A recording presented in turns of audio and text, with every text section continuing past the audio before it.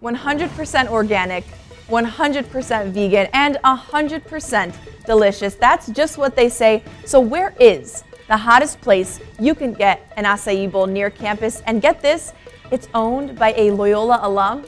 I'll tell you. Also, with basketball season approaching the end of regular season, learn more about the best student section in the Atlantic 10 next.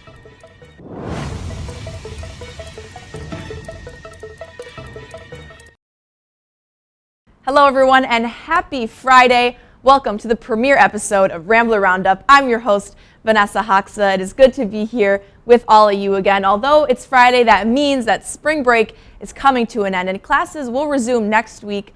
But don't worry, I think I know what can make coming back very exciting.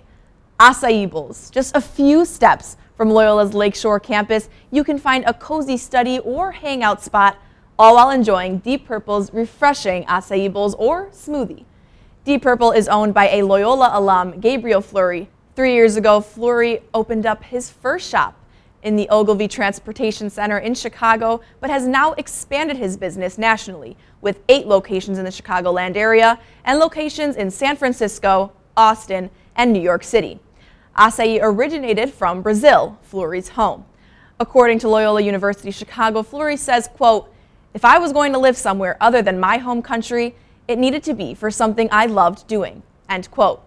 Deep Purple's acai is completely vegan and organic since it's only grown in the Amazon. And let me tell you, it is probably one of the best acai bowls I've ever had, so highly, highly recommend. Now, if you're looking for ways to get involved on campus, then the PAC student section is the place to be. In recent polls, the PAC was ranked #1 in student sections, but if you're new to Loyola or not sure what the PAC is, you're not alone. In a walk and talk interview I did with PAC intern Kaylee Aguirre, she cleared up all the confusion and ways you can get involved. First, let's talk about what is the PAC? So the PAC is a marketing internship with Loyola Athletics. It's a group of 6 of us, and we come up with game day campaigns, giveaways.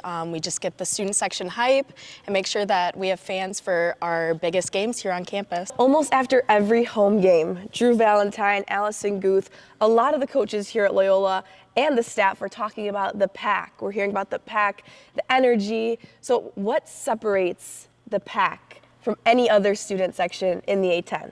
So with the PAC, we always come together. I think we have one of the best cultures in the A10.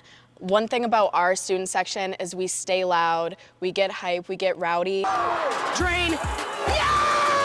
Yeah! It's raining threes! It's cloudy with a chance of threes, baby! And I think the teams feed off of that and we feed off the team, so it's a back and forth. I think we have some of the best traditions, some of the best chants, and I just like to see every year more and more fans get involved with athletics. So speaking of more and more fans, how do freshmen or transfer students get involved with the PAC? So if you go on to Rambler Athletics, there's a bunch of student employment opportunities. They're usually offered and presented in the spring. I just looked for the one that fitted best for me. I applied and I heard back on an interview and I accepted the position. And is there anything you want to say to anybody watching to get involved or show up to these games?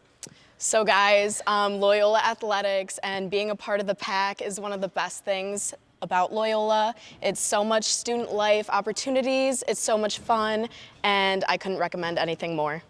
You can get involved in the PAC tomorrow, March 9th, at the men's basketball home game at 3 p.m. That's all for today's episode. Again, feel free to DM us on Instagram at Rambler Roundup to be featured on the show or just to get involved. We can't wait to hear from all of you. Thank you for joining me, and I'll see you all next week.